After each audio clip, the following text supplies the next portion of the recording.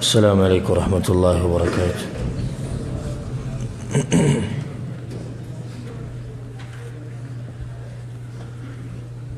بسم الله الرحمن الرحيم. الحمد لله رب العالمين، والصلاة والسلام على أشرف الأنبياء والمرسلين نبينا محمد وعلى آله وصحبه أجمعين. أما بعد،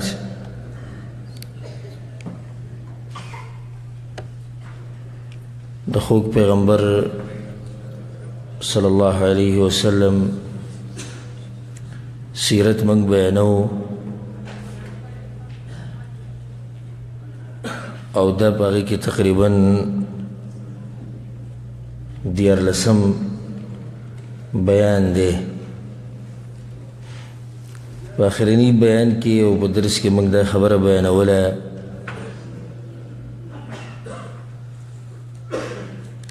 چه مشرکینو اول دا کوششو کو چه رسول اللہ وسلم تا نفسی اذیت ورکو او ډیری طریقې هغوی استعمال کړي چې هغه ما تفصیلا ذکر کړي، خو چې کله په دغه باندې کار ونه شو نو بیا یې شروع وکړه په ظلم باندې او په تکلیف بدني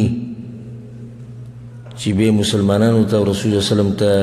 بدني تکلیف رسو. دا خبر ما بیان کړې وه چې رسول صلی الله علیه وسلم دا غنه د مشرکان لږ په دې په ډډه کېدو چې هغه یو خو د غټ خاندان سره تعلق ساتي، بل الله سبحانه وتعالی هغه یو عزت ورکړو. درېیمه دا چې ترې ورسره ولاړو ابو طالب، د هغې باوجود هم هغوی ښه رسول وسلم ته تکلیفونه رسولي چې هغه ما بعض پکې ذکر کړی و، ځکه چې مسلمانانو ته تکلیفونه، رسول وسلم ته تکلیفونه، دا یو دومره اوږد باب د اوږده موضوع ده، بله دا چې انسان ته ښه درد او تکلیف رسوي، خو بعضو ته پکې موږ اشاره کړې وه. نو صحابه کرام تنګول د هغوی ته څه غټ کار نه ښکاره کېدو، خصوصا په هغو کې چې کم کمزوري وو، نسب کې کمزوري وو، قوم کې کمزوري وو، ملګري ورسره نه وو، مال ورسره نه وو. په هغې کې موږ د یو څو کسانو مثال ذکر کړی و، لکه بلال رضی الله عنه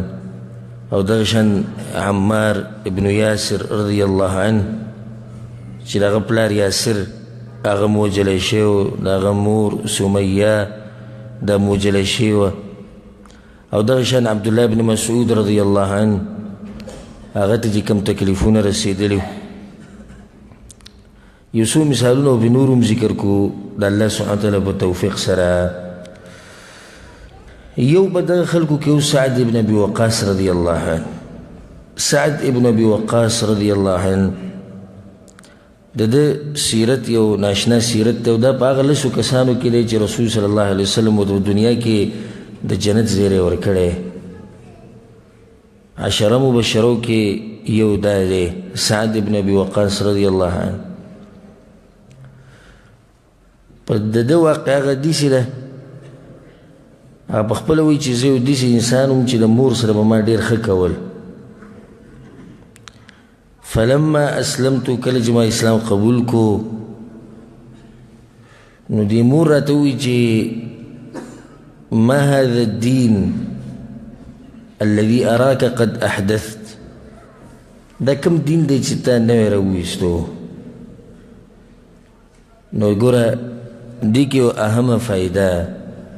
نن سبا هم داسې ویله کېږي، وایي دا کوم دین دی چې تاسو نوی راوویستو، دا کمی خبری دی چې تاسو یې کوئ. وی دوی نوي مسئلې بیانې، یو سړی خبرو کې په هغې باندې دلیل وښیي د الله د قرآن نه او یا د رسول الله صلی الله علیه وسلم د فرمان نه، دا نوی دین شو. دا اوس سره پاسه 1400 کاله مخکینۍ خبرې او دوی وایي دا څه دی وایي دا نوی دین دی نوی به هله وایي چې کله ما ویلی وی چې دا مسله زه داسې ویمه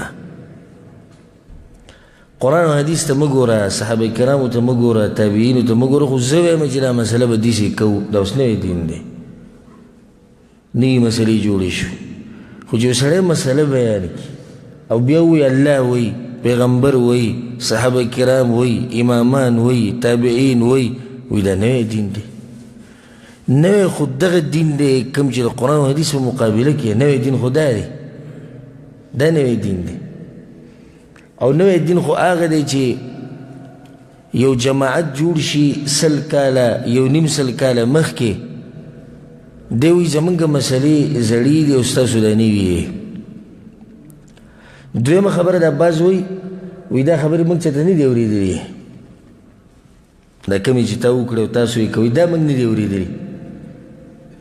ته وایي چې دا چېرته امام بخاري دی د نه دي اورېدلي جونه به یې تا نه دي اورېدلي دا ستا جهالت و دا ستا جهل و ته څه دومره غټ مولا خو نه او نه د سره علم شتي چې دا خبره ته کوې چې ما نه دي اورېدلې دا کم وروڼه چې جومات ته رانوځي ور بندوي را ور بند که وروره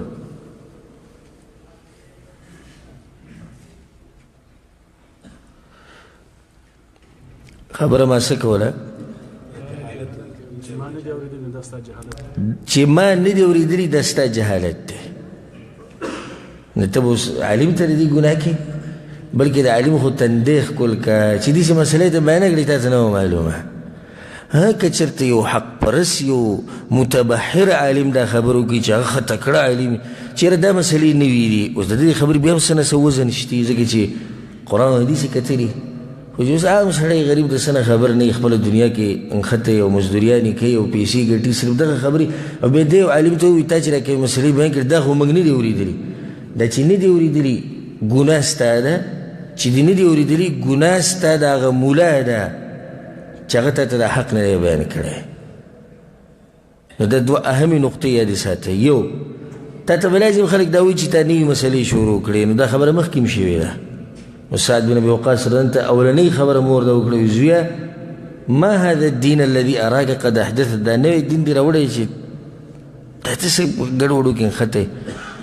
ستا پلار به دا خبرې کولې ستا نیکه دا وي ستا ترونو دا خبرې کړي ستا خاندان والا ته خو درون سړی د غټ خاندان سړی ته دا قصې کوې اوس او سعد بن ابي وقاص رضی الله په هغه ځوانانو کې دی چې د دې یو ناشنا سیرت پروت دی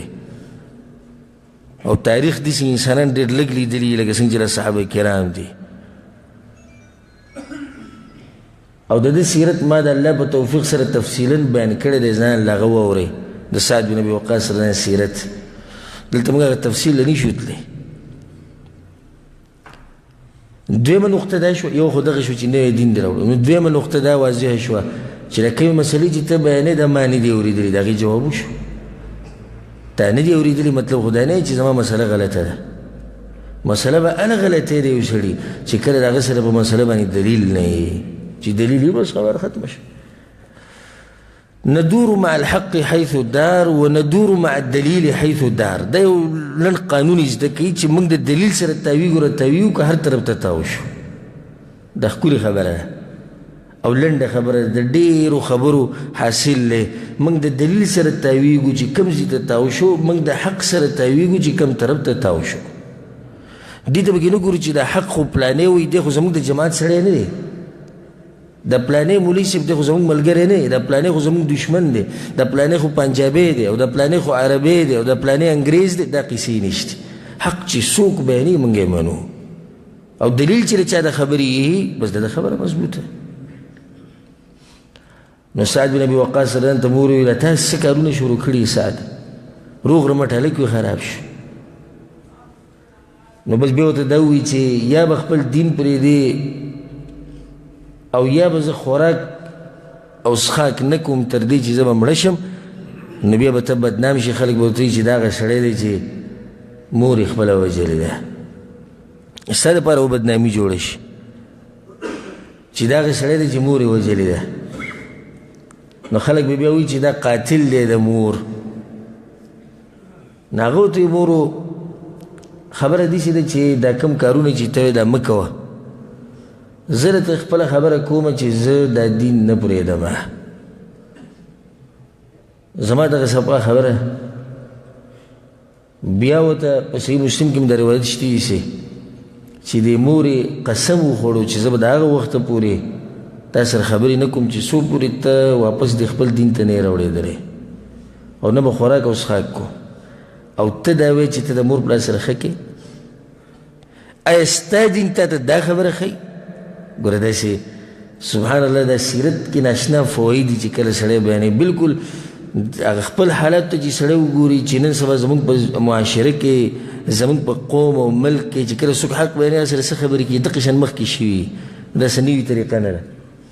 ته دا وایې چې ته د مور پلار سره ښه کې، تا ته یې دا ښوولي دي. نو اولنۍ شپه تېره شوه، بیا دویمه شپه تېره شوه، درېیمه شپه تېره شوه، هغې نه څه خوړو نه یې څه څښل. او بعضې روایتونو کې داسې هم راځي چې نور به راوخوتو نور ته به کېناست، په بد حال شو، بېهوشه شو. نو د هغې یو بل زوی و چې د هغه نوم و عمار بن ابي وقاص.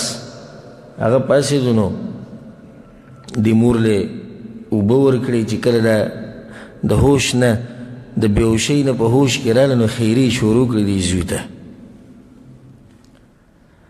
هغه ورته ووایي مورو ستا خو یوه ساه ده که نه که سل ساګانې دي او یوه ووځي نو دا دین زه نشم پرېښودی، په دې کې زه د چا سره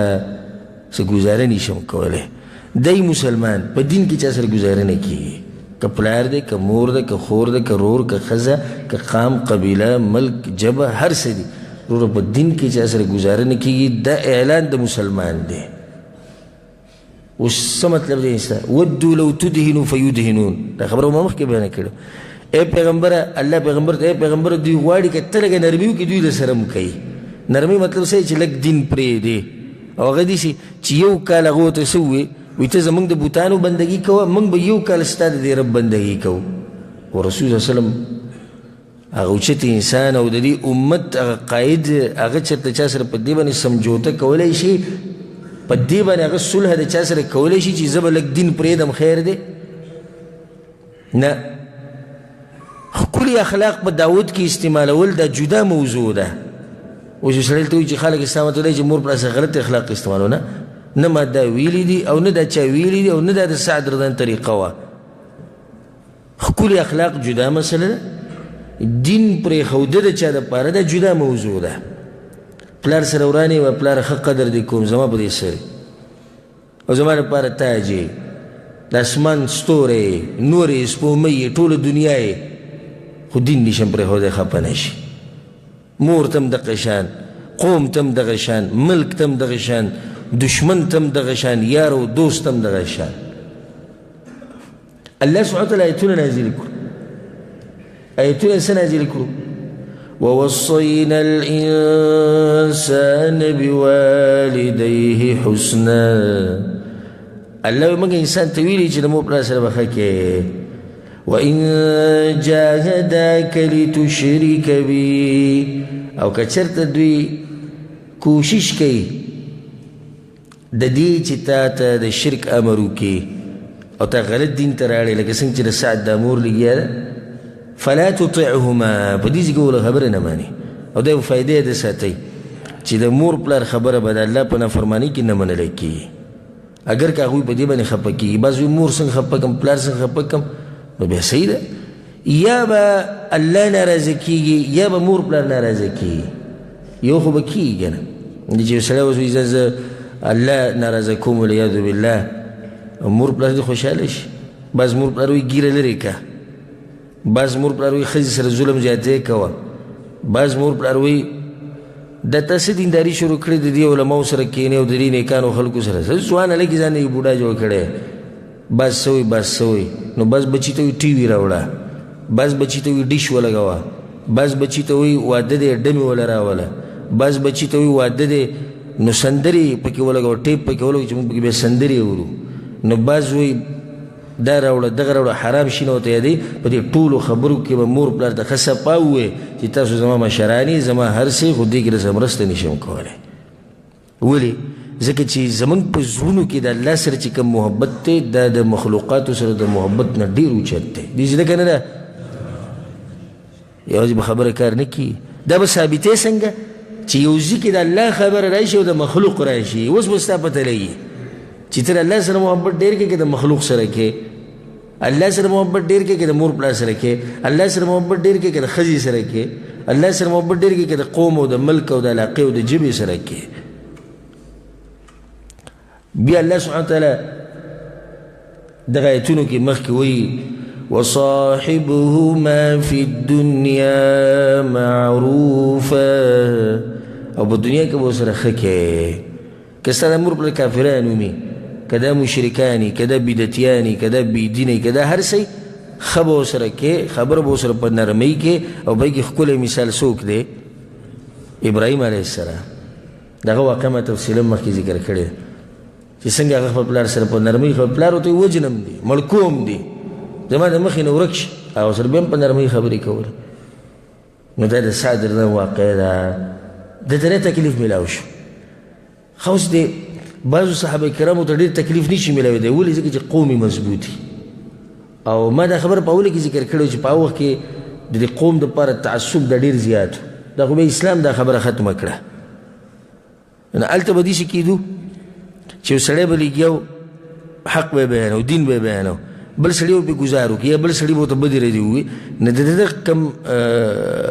قوم والا چې دی او د ده چې کوم خاندان دی هغه د ده سره مرسته کوي ودرېږي دې لپاره نه چې خبره حقه ده خو دې لپاره چې دا سړی زموږ سړی دی دی زموږ ملګری بیا واقع ده مصعب بن عمیر رضی الله عنه مصعب بن عمیر رضی الله عنه داسې ځوان او داسې ځوان چې په مکه کې چا داسې ځوان نه ولیدلی چې هغه دومره په نعمتونو کې پروت وي اوچت انسان او داسې ځوان چې کله به دی تېرېدو د مکې په کوڅو کې نو د نور ځوانانو به ورته کتو او هغه ته به پسخېدو او مور پلار نازبین زوی و ډېر زیات محبت به یې ورسره کوو مور به دله داسې جامې اغوستې چې هغې شان جامې په مکه کې د چا نه وي او داسې خوشبو به استعمالوله چې په لار باندې به تېر شو نو خلکو ته پته ولګي چې مصعب په دې ځای تېر شوی دومره دی مالدار او د حضرموت نه د یمن نه به صرف دله پیزار راتلو په هغه وخت کې د دومره اوچت نعمتونو کې پروت او چې کله به دی اوده شو په تاریخ کې راځي چې کله به دی اوده شو نو چې د خوب به راپاڅېد نو د سر ته به له د مور او د پلار او د خپلوانو قیمتي قیمتي خوراک یې ښودی وایي دی بغیر د خوراک نه اوده شوی چې راپاسي بیا به دی په خوراک پسې ګرځي نو تنګ به شي نو دومره هم نه تنګوي دومره ولم تکلیف نه ورکوي نو خوراک به سر ته پروت کله چې هغه ته پته ولګېده چې رسول صلی وسلم دا خبرې کوي په دارالارقم کې او دارالارقم انشاءالله خبره به هم نن راځي دا یو خاص ځای و رسول صلی به پکې د ملګرو سره پټ پټ ملاوېدو مشورې به یې کولې د ارقم په کور کې دی هلته ورغی په رسول صلی باندې ایمان راوړو اسلام یې قبول کړو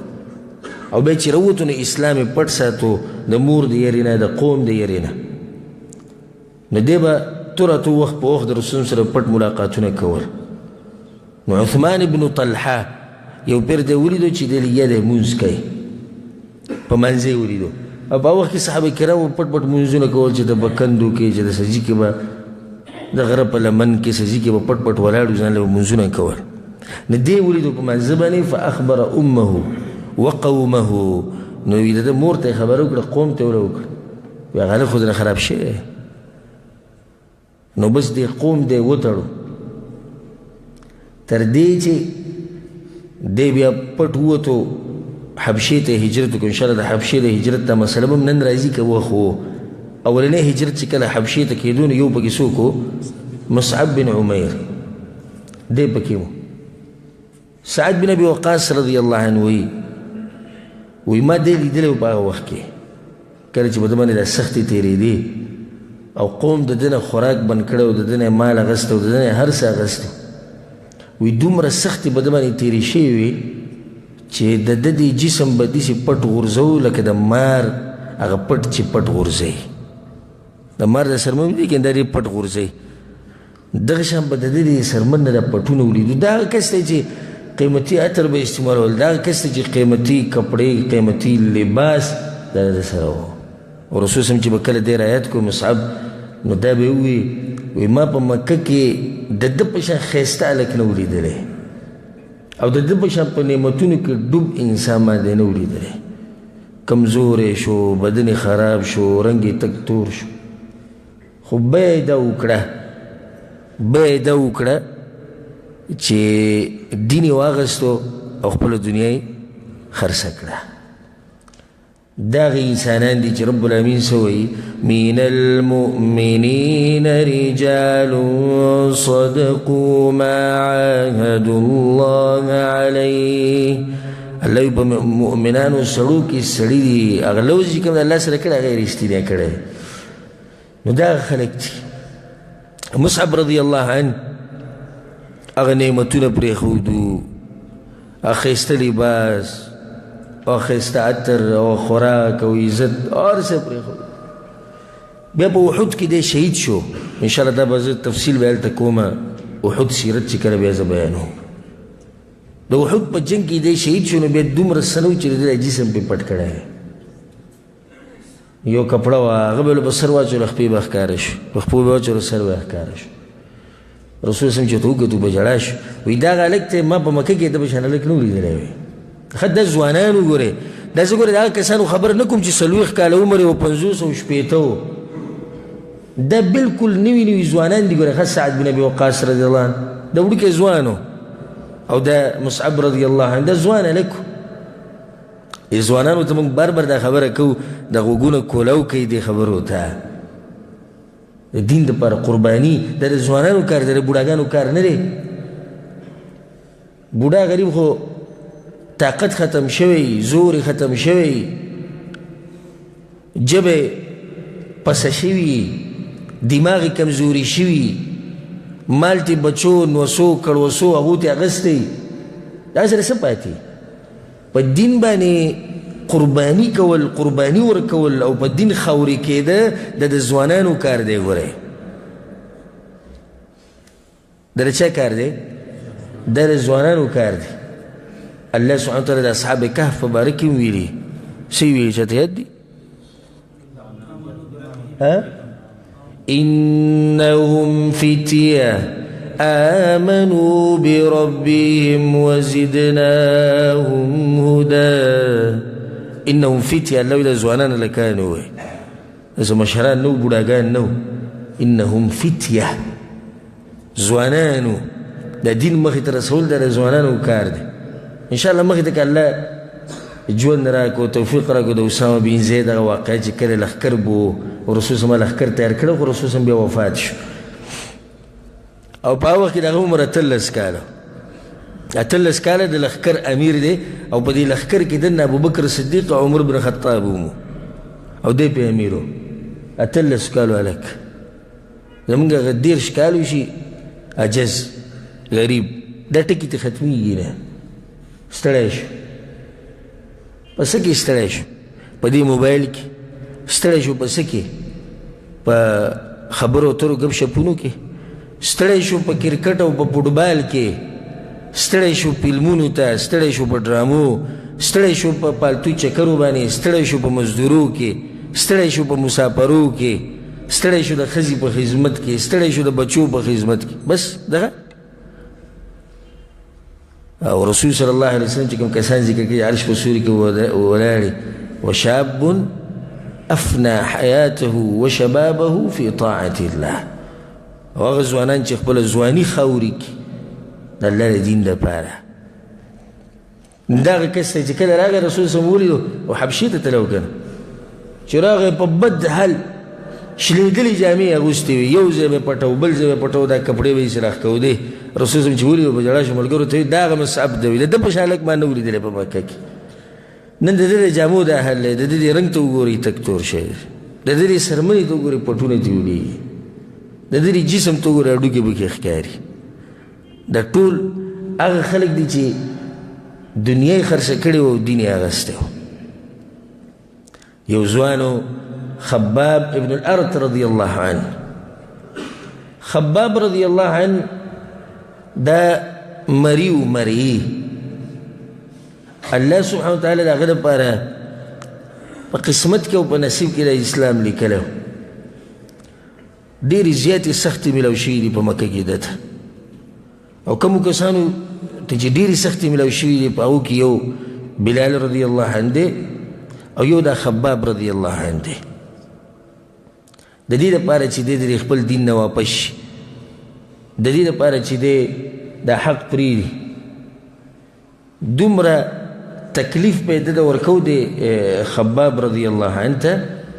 سیرت کې راځي چې دی به په سکروټو باندې سملو، په سکروټو باندې به سملو، نو د دې جسم نه چې کوم نوونه وتو، کومې اوبه به ترې وتې، د هغې د لاسه به دا سکروټې بیا مړې شوې. او دی چې د چا سره و د هغه زنانه وه ام انمار بنت سباع الخزاعیه، نو هغه او د هغې قوم دی به یې د دې ویښتو نه نیولو او په لاره به یې راښکودو، او دا مرۍ به یې ورله تاو کړه، دا سټ به یې ورله تاو کړه، دومره به یې ورله تاو کړه چې بل طرف ته به یې راواړو. سړي دغه یې مات شو، او لتې او سوکان او دا هر څه به یې ورله ورکول. په غرمو کې به یې راوویستو، په دې تورو کاڼو په دې غرونو کې به یې راښکودو. او رسول صلی الله علیه وسلم د دې سره ډېر خاص محبت و، خواله به یې ورتو.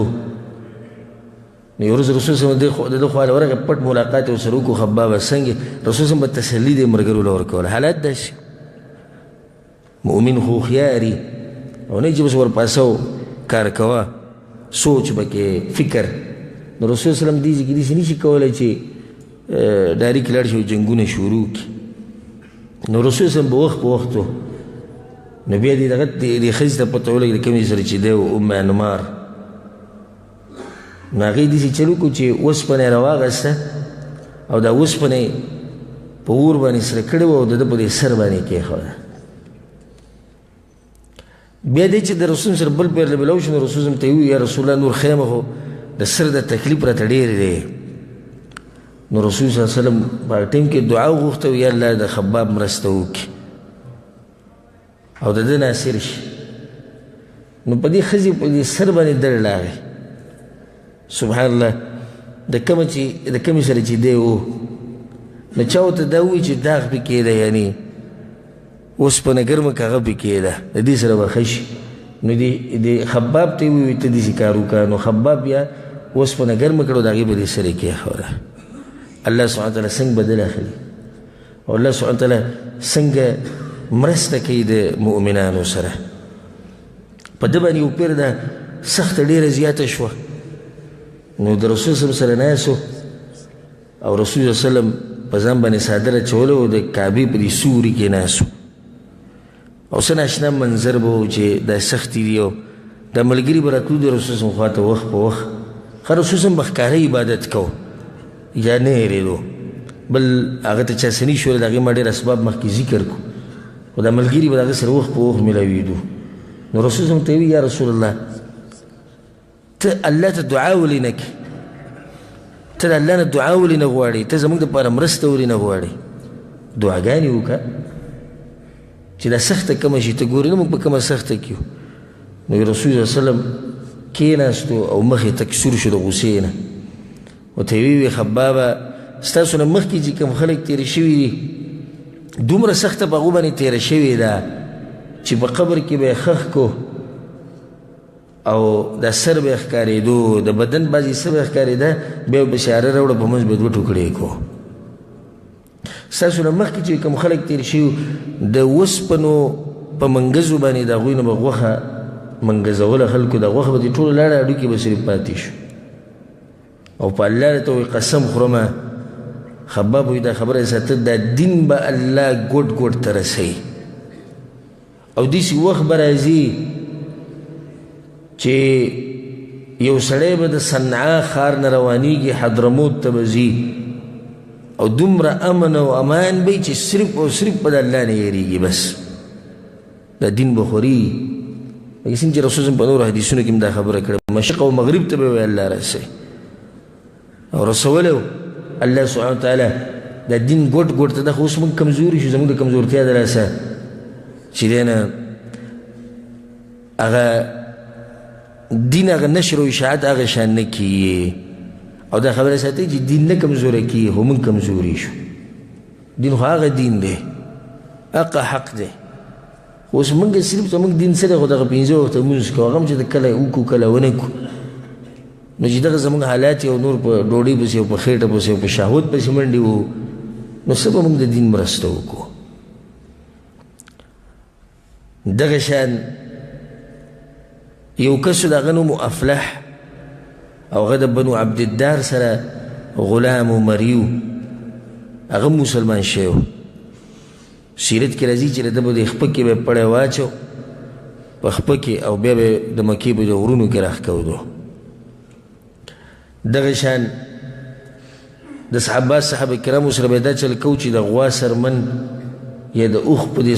سرمنه کې به بند کو د سرمن به د چپ چاپېره تاو کړه او بیا به غرمو ته کېښودو یا به ورته د اوسپنو د زغرې واچولې درنې درنې او لاندې به د کپړې ویستې وې هغه شان به غرمو ته کېنولي وو دا ټولې سختۍ په دې مسلمانانو باندې تېرېدې او ما خو تاسو ته دا خبره په اولو کې وکړه که موږ دغه تفصیل لاړ شو نو دا یو ډېر اوږد لیسټ دی په دې کې ډېر نومونه دي خو دا ټولې قربانیانې چې کومې دې خلکو ورکړي دي هغه د دین دپاره زمونږ چې نن سبا د دین سره دومره شوق او نشتې او جذبه هم نشتې او د دین داسې بې قدره شوی د ډېرو خلکو ته نو د هغې یو وجه دا دی چې د دین موږ ته په میراث کې پاتې شوی یعنې سعودي عرب ته چې راشي او دوبۍ ته او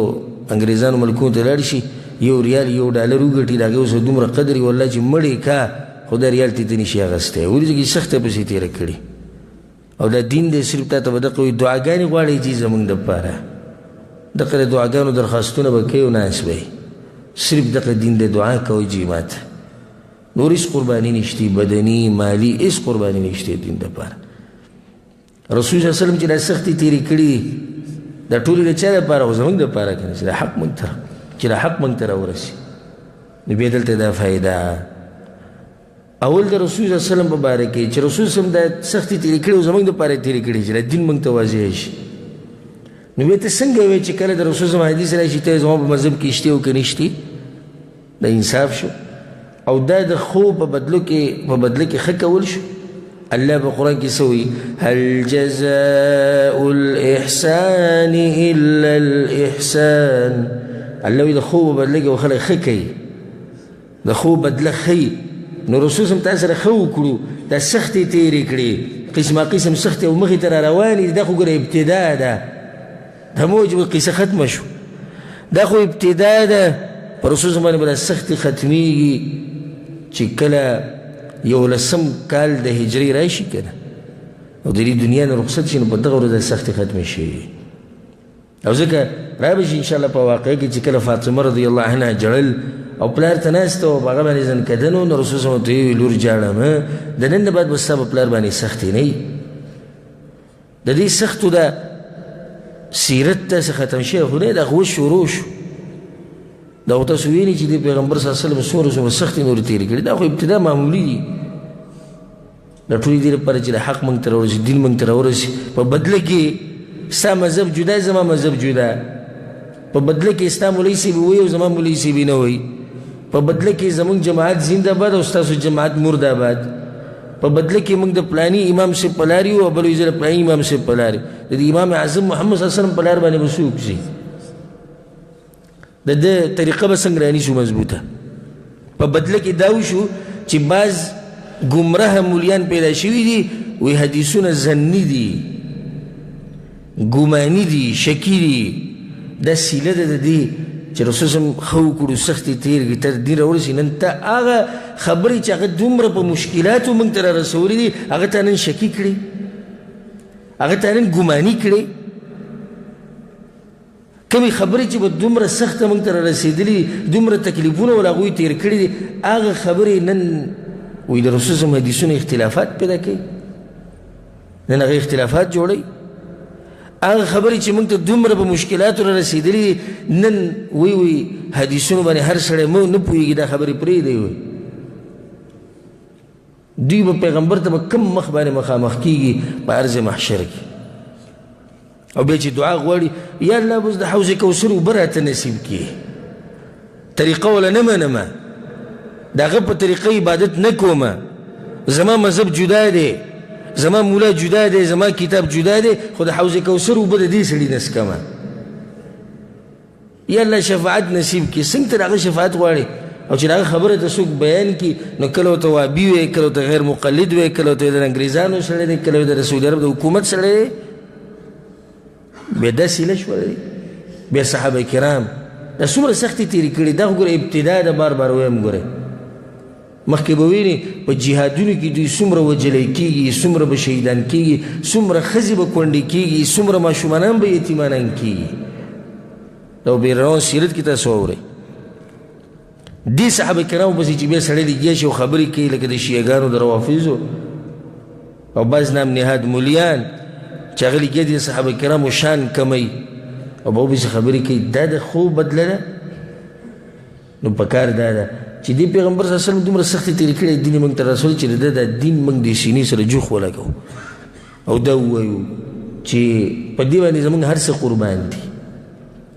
دغه شان صحابه کرامو سره محبت د هغوی په لار باندې تګ داسې به کوئ که نه به کوئ یوه خبره د فایدې دپاره یاد ساتئ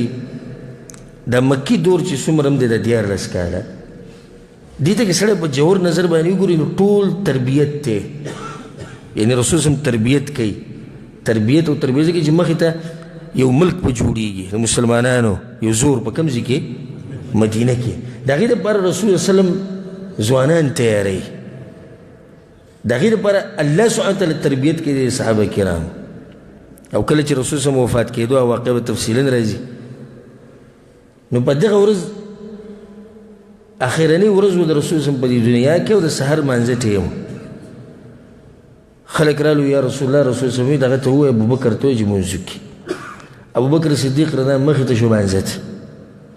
د مانځه په دې دوران کې رسول وسلم د عایشه نه د کور د کړکۍ پرده اوچته کړه او صحابه کرامو ته وکتل او مسکی شو انس بن مالک رضا وایي چې نږدې وه چې زموږ د مونځونه خراب شوی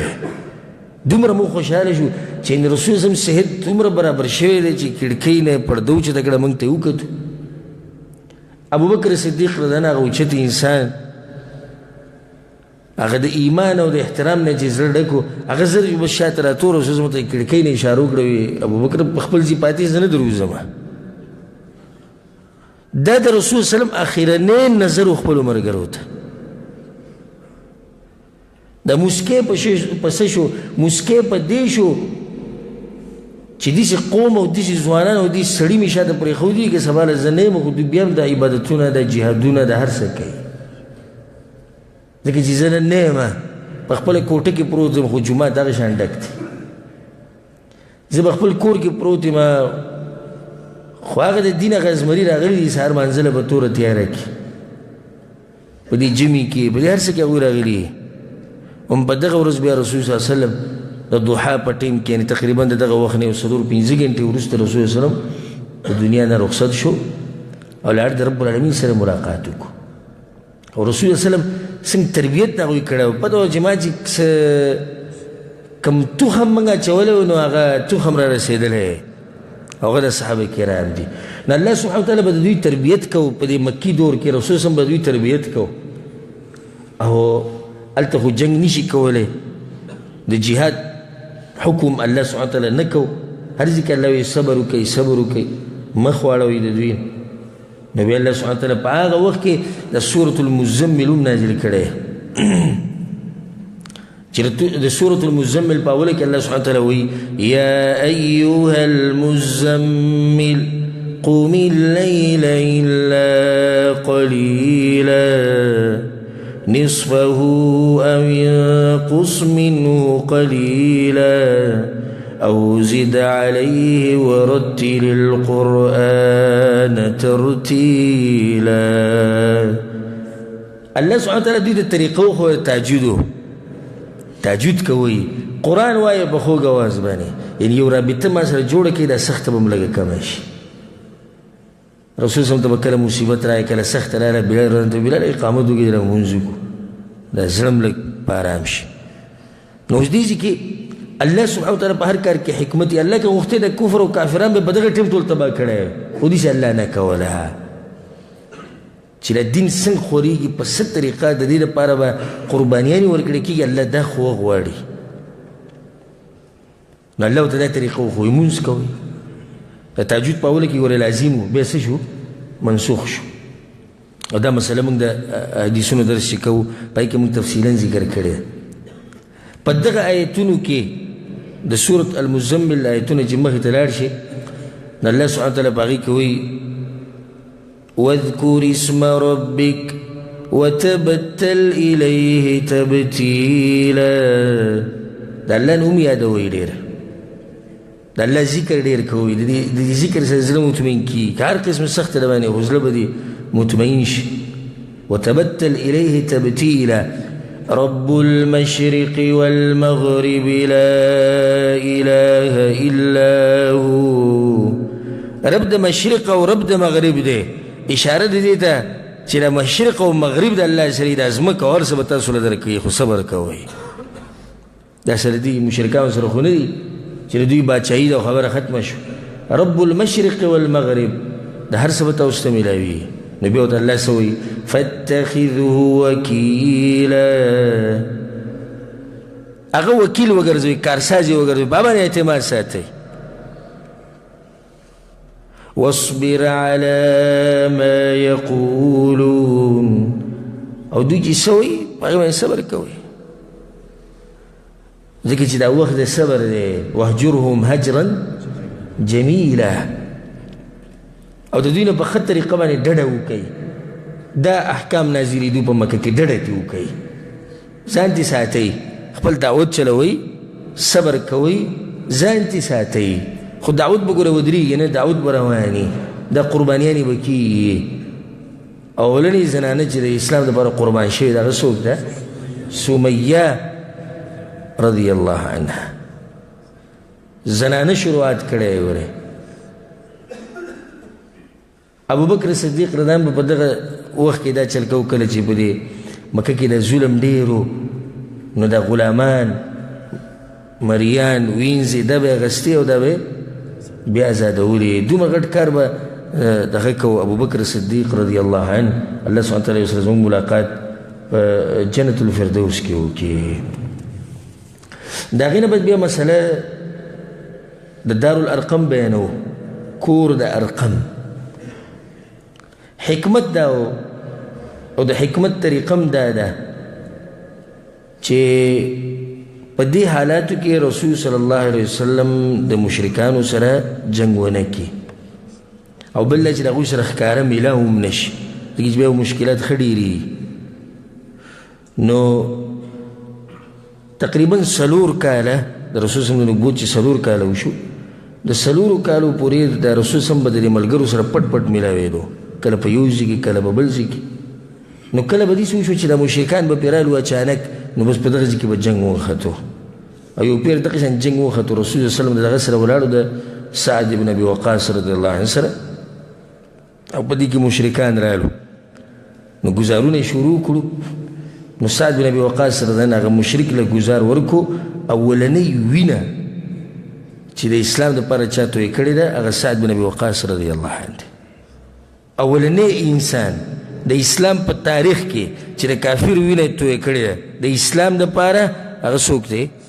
هغه سعد بن ابي وقاص رضی الله عنه دی نو بیا رسول صلی الله علیه وسلم وکتو دې ته او په دې خبره کې سوچ وکړو چې یو خاص ځای ټاکل غواړي هلته به زه د ملګرو سره پټ پټ ملاقاتونه کوم نو یو ځای غوره کړو چې هغې ته ویل کېږي دار الارقم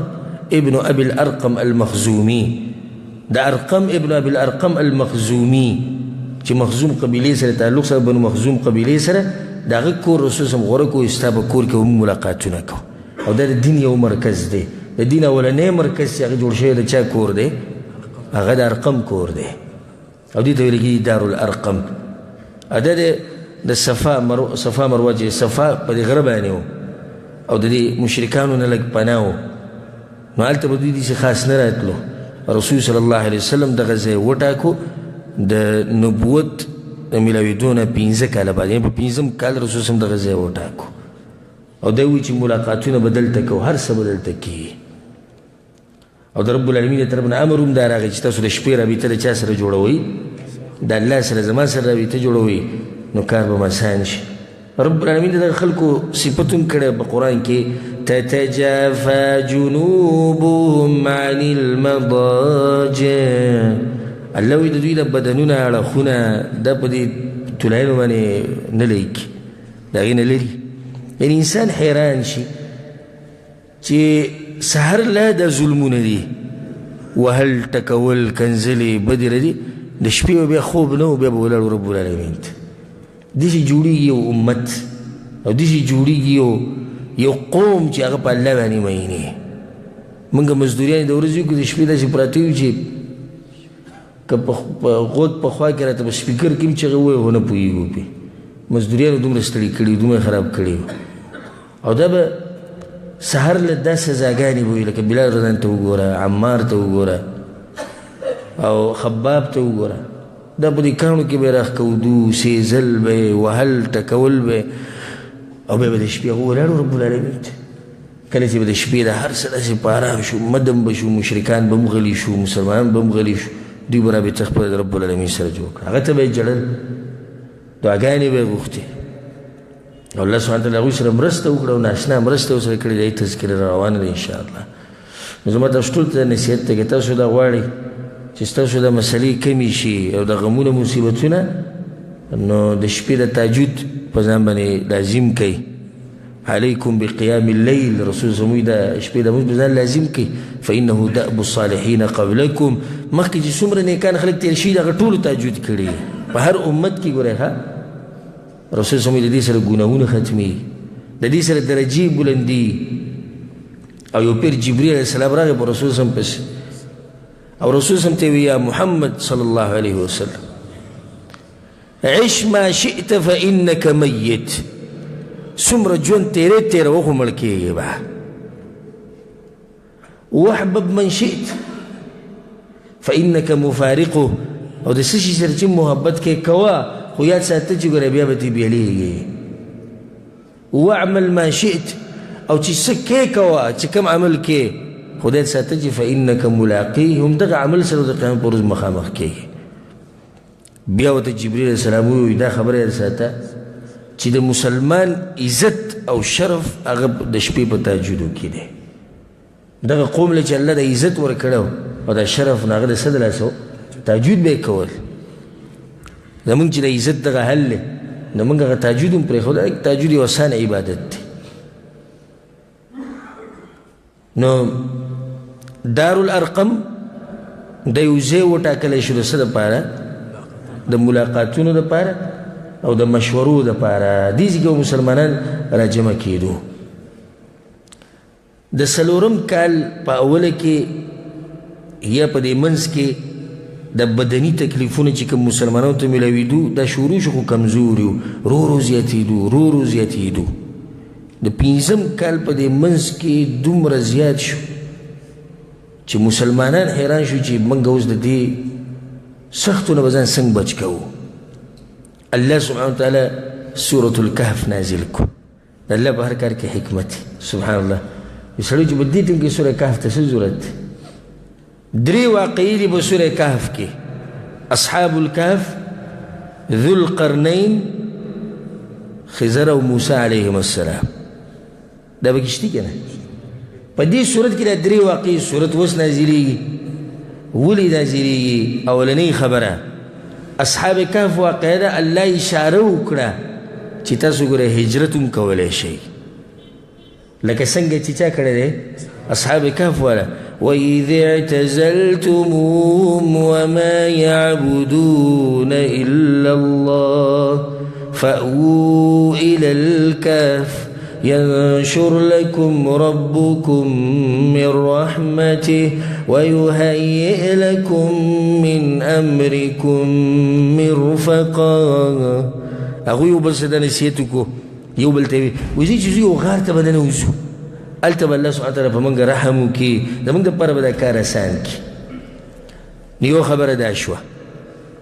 چه هجرتم تاسو کولای شي لکه څنګه چې اصحاب کهف کړي. نو دویمه واقعه به کې د خضر او د موسی علیهم السلام الله سبحانه وتعالی مسلمانانو ته اشاره کوي د خبرې ته چې حالات داسې نه دي لکه څنګه چې تاسو یې نه، د حالات به بدلیږي. لکه څنګه چې موسی علیه السلام په ظاهره کې نه خضر علیه السلام او دې ظلم کوي، حالانکه هغه ظلم نه کوي.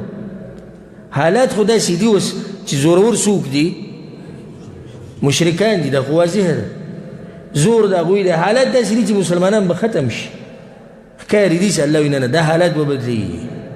واورئ واقعه وایي د موسی او د خضر علیهم السلام، ظاهره کې موسی علیه السلام یو څه لیدو، حقیقت د هغې بل شان و. نو درېیمه واقعه پکې د ذوالقرنین ده. الله سبحانه وتعالی دا یو باچا و چې د ځمکې باچاهي وله موږ ورکړې وه. اشاره ده دې طرف ته ای مسلمانانو صبر کوئ، ذوالقرنین نه ما باچاهي ورکړې و، تاسو له هم د دې ځمکې د باچاهي زه درکومه. په دې صورت کې دا درې خبرې او دې طرف ته اشاره وشوه. بیا سورة الزمر نازل شو. سورة الزمر کې دا آیتم نازل شو. الله سبحانه وتعالى سوي للذين أحسنوا في هذه الدنيا حسنة. سوق چې په دنیا کې ښه کوي، عبادتونه کوي،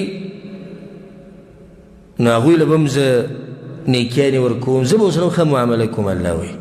خو دغه آیت کې الله مخکې څه وایي؟ وارض الله واسعه، او ځمکه د الله څه ده؟ پراخه ده. یعنې لاړ شي وځئ، تنګ شوي وځئ. وارض الله واسعه، الله اکبر. مقصد عبادت کول دی که نه؟ یو ځمکه کې تاسو کې عبادت ته نه پرېږدي، په دې ځمکه باندې څه کوي؟ زموږ کار د ځمکې سره خو نه، زموږ کار د الله د بندګۍ سره دی. وارض الله واسعه. نو کله چې دا سخته ډېره شوه، د تکلیفونه ډېر زیات شو د مکې په ځمکه کې او د الله د کور په خوا کې، نو هغو ته پته ولګېده چې د دې کافرانو اراده ده د دوی د دعوت بلکل ختمول او مسلمانان ختمول. نو زړه کې دا تپوس راغی چې څه به کېږي که دا لږ مسلمانان ختم شو، که څه به کېږي چې دا وړوکی ټولګی تباه شو، ختم شو او هلاک شو، یعنې ختم شو. څه به کېږي چې کله دا وړوکی ټولګی ختم شي؟ نو ټوله ذمهواري د چا په اوږو راله؟ د رسول صلی الله علیه وسلم په اوږو باندې. الله دې سره زموږ ملاقات په جنت الفردوس کې وکړي. یعنې انسان سوچ کې شي چې خپل هغه ته دومره مصیبتونه او تکلیفونه دي، بیا د امت غم دی. نو بیا دا غم هم رسول صلی الله علیه وسلم ته پیدا شو چې دا د شمار یو څو صحابه کرام دي، ملګري دي، زنانې دي او سړي دي او ماشومانان دي، که دا ختم شو مخکې به څه کېږي؟ که دا دعوت په دې ځای ودرېد، دا مخکې امت ته خبر رسول غواړي. او الله ورته ویلي دي وما ارسلناک الا رحمة للعالمین. ای پیغمبر ته ګوره ما ټولو خلکو ته لېږلی، صرف قریش ته مې نه لېږلی. نو ذمهواري ښه ډېري چې ټول خلکو ته، پیریانو ته او انسانانو ته اوس دوی ته دعوت څنګه ورسو؟ او حالات دا دي ورځ ته ورځ سختې ډېرېږي. ښه دا خبره ساتئ چې الله ته ښه اسانه وه چې دا خپل حبیبي ته بچ کړی وی، وکه نه وه؟ دې مشرکان نه بچ کړی، دا مؤمنان به بچ کړی وی په کلمه د کن. انما امره اذا اراد شیئا یقول له کن فیکون. داسې به شوی وی، یو معجزه به یې راښکاره کړی وی. خو دا د الله سبحانه وتعالی طریقه نه ده، د الله سبحانه وتعالی طریقه دا نه ده. ښیي د انسانانو ته چې تاسو به محنت کوئ، تاسو به کوشش کوئ، تاسو به دین دپاره سختي تېروئ. رسول صلی الله علیه وسلم سوچ شروع کو، سوچ یې شروع کو. هلته د جنګ خبره که زړه کې راځي، الله ورته ویلي واعرض عن المشرکین، پیغمبره مخ واړوه، جنګ خبرې به نه کړي. نو بیا دا فیصله وشوه چې دا علاقه به پرېږدو، دا ملک به پرېږدو. او سبحان الله دا دومره سخته فیصله ده، دومره سخته فیصله. تاسو ورته سوچ وکئ چې یو سړی خپل علاقه پرېږدي به کوم ځای کې پیدا شوی، او یو سړی خپل بچی پریږدي، یو سړی خپل مال پریږدي، یو سړی خپل قوم پریږدي، دا ډېر ګران کار دی. یو سړی په خپل ملک کې اوسېږي، ښه رزق شتي، هر څه شتي، په امن او امان دی، او دی به اوس یو داسې ملک ته ځي چې هلته دی خلک نه پېژني، داسې ځي ته به ځي چې هلته د ده د رزق پته نه لګي چې څنګه به رزق ګټي. یو ناشنا ځي ته به ځي د الله د دین دپاره، نو ته سوچ وکړي چې دا کار اسان دی که ګران دی؟ ډېر ګران کار دی. موږ خو زموږ تجربې خو شوي دي په دې مسله کې. څنګه مزدوري دپاره یو ځای د بل ځای ته ځو که نو څومره ګران کار. حالانکې دا سړی بیا ځي واپس ملک که ورسې آباد دي، خو چې سړی لاړ شي بیا پته نه لګي چې واپس به راځي که نه به راځي، څه به کېږي څه به نه کېږي. دا بچي به بیا وینم که وی به ننم، دا قوم، دا ملک، دا مال، دا جیدات، دا هر څه پرېښوده ډېر ګران کار دی. نو ځکه الله سبحانه وتعالی په هغه ټیم کې دا آیت نازل کو، والذین هاجروا فی سبیل الله، او هغه خلک چې هجرت کوي د الله په لاره کې، ثم قتلوا او ماتوا، او بیا څه شو؟ ووجلی شو یا مړه شو. هجرت کې هر څه راتلی شي، یا به خپل مرګ مړ شي او یا به دې څوک مړ کړي. ليرزقنهم الله رزقا حسنا، الله به ښایسته رزق دې خلکو له ورکوي. ليدخلنهم مدخلا يرضونه، دې څه به الله ورکړي چې دوی به پرې راضي شي. دا ایتونه هم الله دې لپاره نازل کړي چې دوی له زړه څه شي؟ مطمئن شي. فارض الله واسعه ده، الله ځمکه او پراخه ده، ځای وځای عبارت د رزق مسله ده. څه به کوو؟ موږ ته به میلاویږي څه؟ په لاره به څه خورو؟ په پردي ملک کې به څه خورو؟ رب العالمین آیتونه نازل کړو، وفي السماء رزقكم وما توعدون. د اسمان نه وي د رزق فیصلې کېږي، تاسو دا غم مه کوئ. وفي السماء رزقكم، رزق کوم ځای کې دی؟ اسمانونو کې دی. ډېر غم یې مه کوئ. زه اکثر د ملګرو ته وایم غم مه کوه، که تا نه رزق خطا شي خو ته ترې نه خطا کېږي، تا پسې به لازم راځي. تا نه به خطا شي خو ته ترې نه خطا کېږي. نو ډېر هیرس مه کوه چې دین هر څه دې پسې پرېښودي. صحیح ده سړی اسباب لټوي، خو دومره حدودو کې چې دین ترې پاتې نه شي. سړي نه هر څه پاتې شي او رزق او رزق او رزق او رزق. وفي السماء رزقكم، رزق دا خو په اسمانونو کې دی لیکلی شوی دی، تقسیم شوی دی، ما قوه موږ ته میلاوي. نو بس مشورې وشوې، رسول صلی الله علیه وسلم ملګرو ته ووایي ځئ بس حبشې ته هجرت وکړئ. کوم ملک کې ورته وښو؟ حبشه. او دې ځای کې یو څو مسلې د هغې ته اشاره کوم. یوه مسله دا ده چې حبشه رسول صلی الله علیه وسلم ولې غوره کړه، هغې جواب وروسته به کوم. خو یو مسله ده اهمه ده، مسلمانانو چې اولنی هجرت کو حبشې ته، دا د دعوت د بچ کولو دپاره کو که د مسلمانانو د بچ کولو دپاره یې کو؟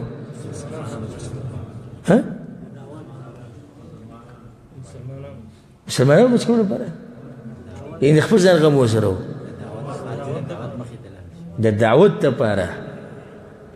دغه ازمریان او دغه هغه نه دي زموږ په شان چې خپل ځان غم ورسره دی. اوس غم د دعوت دی. یو سړی چې دا څنګه، زه درته دا خبره په یو څو نقاطو کې واضحه کوم. اولنۍ خبره، کومو کسانو چې هجرت کړی دی د نبوت په 5م کال یې کړی دی، د رجب په میاشت کې کړی دی، او دا ټول کسان چې کومو دا 12 سړي او 4 ښځې وې، نو دا څو شو ټول؟ 14. او د دوی مشر عثمان بن عفان رضی الله عنه.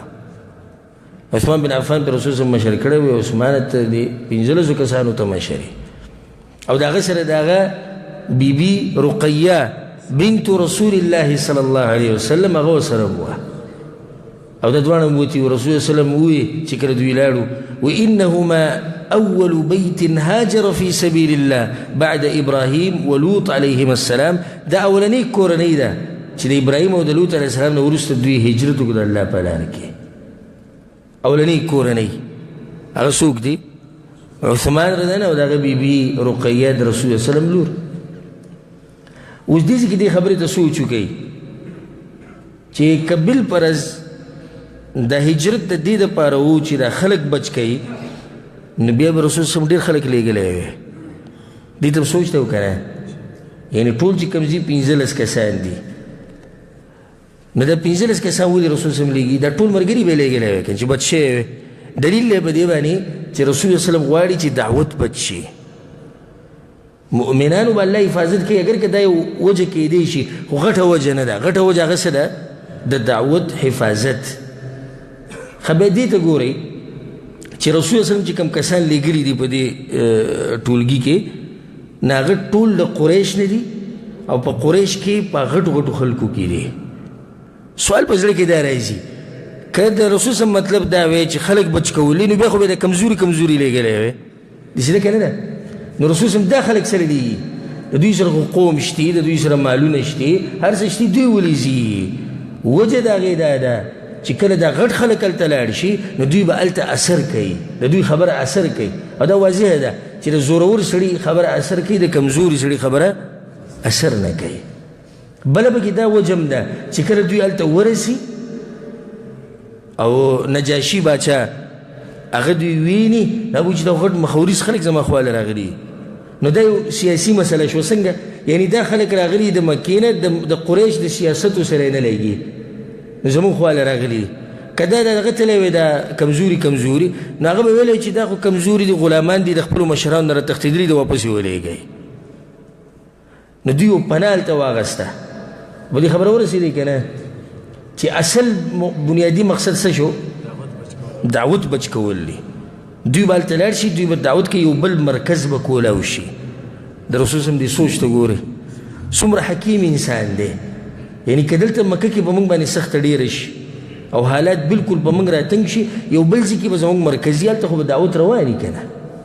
بیا به ورو په بل ځای کې جوړ شي په بل ځای کې به جوړ شي په دې طریقې سره به دا خبره مخې ته ځي نه اولنی سبب د هجرت هغه څه شو د دعوت حفاظت دویم سبب د مشرکانو سره د جنگ نه ځان بچ کول دا یو سبب دی مخکې موږ سره دا خبره تېره شو ځکه دا لږ کسان په جنګ ونښلي نو خبره به ختمه شي دریم سبب د دعوت دپاره نورې لارې کولا وهل دعوت په مکه کې هم روان دی نو دعوت په کوم ځای کې روان شي په حبشه کې به هم روان شي او دا د رسول سلم هغه اوچت سوچ دی بل سوال په زړه کې دا راځي چې رسول سلم بل ملک ولې نه غوره کو چې حبشه یې غوره کوله حالانکه حبشه هغه ملک دی چې هغه جبه د هغوی بدله ده عادت هغوی بدل دي د مکې نه سم لرې دي ولې دا ځای رسول سلم غوره کوي الجواب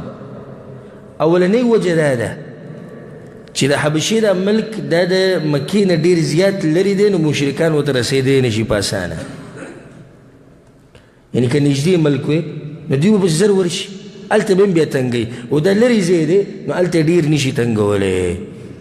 دویمه وجه دا ده چې دا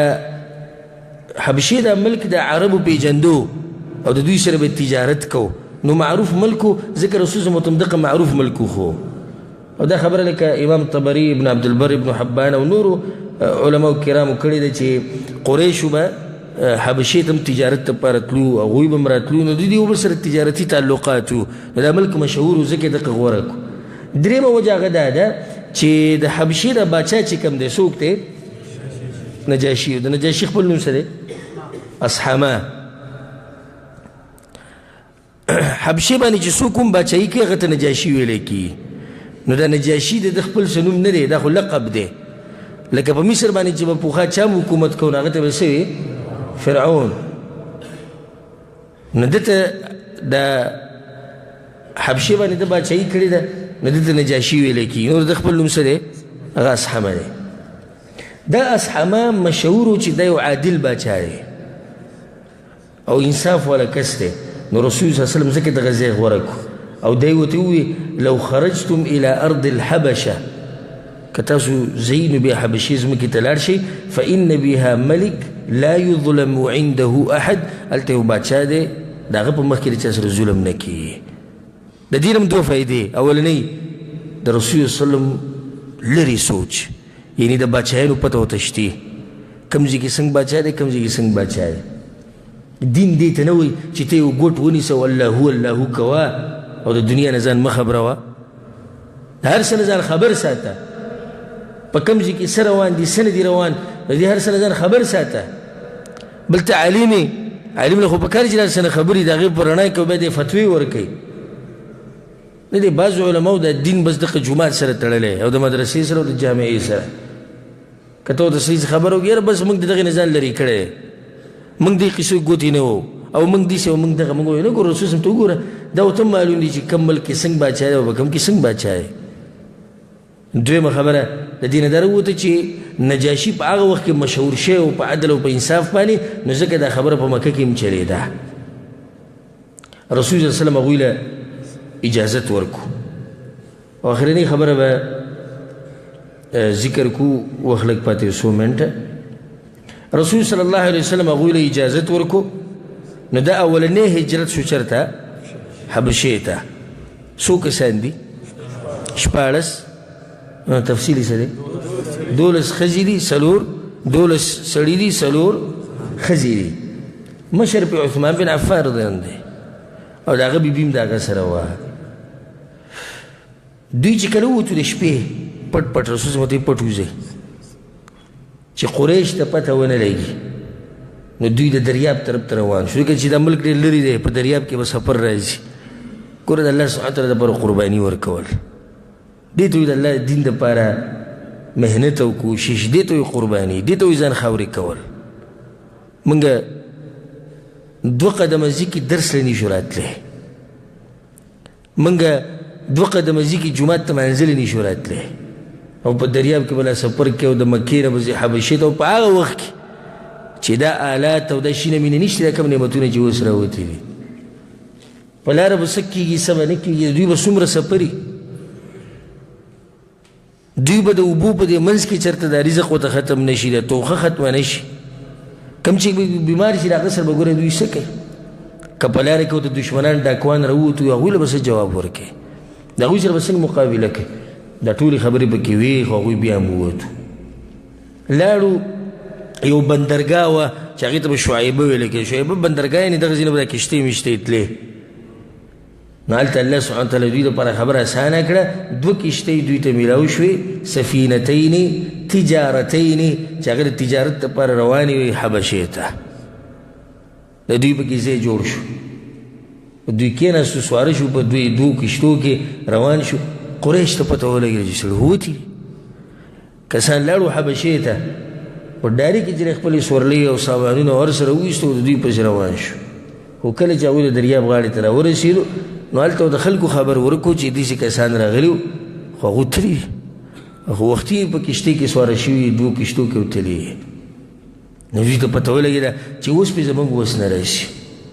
حبشې ته مسلمانان ورسېدو، هلته یو نوی تاریخ به جوړېږي. انشاءالله هغه به پر روان درس کې به تاسو ته بیانوم. ډېر ښکلی ژوند دوی هلته تېر کو. قریش مشرکانو بیا نوی یو چلی جوړ کو،